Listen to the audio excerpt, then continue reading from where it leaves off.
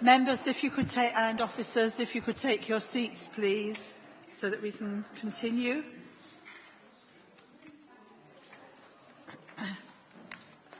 Thank you. We go on with agenda item 15 on pages 46 to 56, Key Performance Indicator Update, Q1. Mrs Woodhouse. Thank you, Madam Chairman. Firstly, for those of you who have spotted the error, I am sorry that we accidentally repeated paragraph 4.2 twice. You weren't seeing things, and gold star for those of you who spotted that, so apologies. So moving on to the report itself, the committee agreed to only receive information on the top 3 priority areas for 2017 to 18, rather than all indicators. So, of the 28 key performance indicators that can be reported to service committees, 12 will be reported to this committee. 6 of the 10 indicators we can report in Q1 are achieving or exceeding target, with 3 missing target by more than 10%. So, going into those, we have not met the target for affordable homes completed or households housed through the housing register, and the percentage of fly tips resulting in enforcement action is below the target set.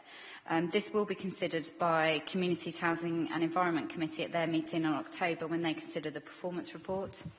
It has a good performance. Particular highlights include the response to fly tips, the increase in household waste sent for reuse, recycling and composting, and 100% of major planning applications were processed on time, and 133 households were prevented from becoming homeless, as we discussed in the last item. I'm happy to take questions. Sorry, Councillor Bryce. Thank you, Chair. 4.2/4.3. Thank you for including it twice. It's it's a key issue in our ward. We did have a heat map sent round to us. I did flag to the team that there are many areas that are actually regular fly tip sites that you can't log online. It doesn't let you log it because the bit where they're fly tipping is so narrow, it can't come up. So I have asked the team, how should I report those? And I got the response, report it online using the tool. I can't report it online using the tool because it doesn't let me report it for that particular section. So I went back to them and asked, how should I report it? I am yet to receive a response. So this data, I think, is really inaccurate, actually, because at the time when I was reporting it, I think we had just a handful of fly tips in my ward. And actually, just at the time when we were looking at this, there was at least 12 sites, different sites. So could somebody come back to me? I'm really sorry to raise a ward-specific issue in this forum, but could please someone come back to me? There are a lot of sites, we can't report it online. I'm now keeping a private log, so I'll monitor it over a quarter and see, how best to do it. But I just wanted to throw that back at you. Thank you. Right, I am aware of this issue because we've spoken about it. The digital team are also aware. I don't have an update on what they're doing about it because that sits in another area. It's not under me, but I will pick it up. I'll go back for you and find out what's going on with it. And in the short term, it would seem sensible to me that we come up with a short-term solution of email or phoning. It just seems a bit ridiculous to push you onto a form that isn't working. So I'll go back to the team and see what we can do straight away because that seems nonsense. But as you have identified, that's the tricky thing with trying to report a very narrow area. It doesn't necessarily fit with the postcode with a place. So that's an issue that they're obviously working on, but I'll pick that up and take that back. And I'm sorry you've had that problem. Mrs Woodhouse, I know that other councillors from other areas have raised exactly the same thing, just to say it's not just Councillor Bryce. So thank you. Councillor Blackmore. On page 53, we've got 2 diagrams. One is direction of travel, and the largest figure on there seems to be going down. I was wondering if there's a little bit of, narrative that goes with that, because although we've got pretty pictures in here, there's nothing to sort of grab hold of. And can I just ask one other question? On page 54, where you've got number of litter reports attended to, I've got a funny feeling we changed the criteria or definition. Is that why all the boxes say not applicable? Okay, if I can start with your last question first. So the reason why I've got not applicable is because it's a new indicator. So we haven't reported on this previously.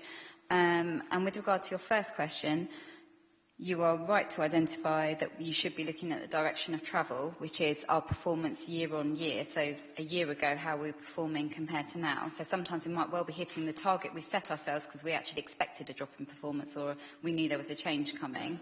So we might hit up the target we've set, but we might actually be down compared to where we were last year, or it may be both, so we're not hitting target and the direction is down. What I can do, because we took out quite a lot of the narrative that was in the boxes before, following feedback. So the report itself actually does contain narrative. So rather than being in the tables, it's actually in the main body of the report. And that tells you what the current issues are in those teams and why they're not where they expect to be. I'm more than happy to go away and get more information for you on those 5 that are down and their direction of travel and send that round by email if that's appropriate. Yes, Councillor Buckland. Before you do, can I just ask one question? Some things are cyclical, some are seasonal. Does that apply in this case? If it does, then no further information required. If it doesn't, then yes, please. It doesn't when it's year on year. So it would only be for some performance. For example, the affordable housing being delivered, we know that is cyclical, but in that case, the performance still isn't as good as it was this time last year. So it may be better than. It'll probably pick up by quarter 2, quarter 3. We'll see it picking up, and we usually hit the target by the end of the year. And it may be that it's only slightly different as well. It may not be a major drop in performance. It may only be 1 or 2 numbers out. So that's probably the bit of information I need to get you so you can see what we mean by down and how far apart it is. Sorry, Madam Chairman, can I just ask one other thing? On page 56, the last indicator says number of households living in temporary accommodation last night of the month. Why is that relevant? Or do we have a duty to house people within 30 days? Yes, the KPI is just a snapshot. Otherwise, it gets very difficult to sort of say at what point you should be looking at how many households you have in temporary accommodation. So we made a decision that we would look at a snapshot position at the end of each month to track whether it's going up or down. Simple as that. Thank you. Members, I have no one else indicating. I was only going to say, Mrs Woodhouse, if we get an answer in relation to the question Councillor Bryce asked, could we just let all councillors, I don't mean just the councillors on this committee, let all councillors know. Yes, you're quite right, Chief Exec, we can put it in the member bulletin, so, and assume that everybody does read it. So hopefully we can do that fairly quickly. Members, then as nobody else is indicating to speak, can you look at the recommendation on page 46? And it's just for noting again that the summary of performance for Q1 of 2017-18 for key performance indicators be noted. Is that noted? Thank you very much. We now move to part 2. I move that the public be excluded from the meeting for the items set out in part 2 of the agenda because of the likely disclosure of exempt information for the reasons specified, having applied the public interest test. And perhaps, members, you'd remember to turn off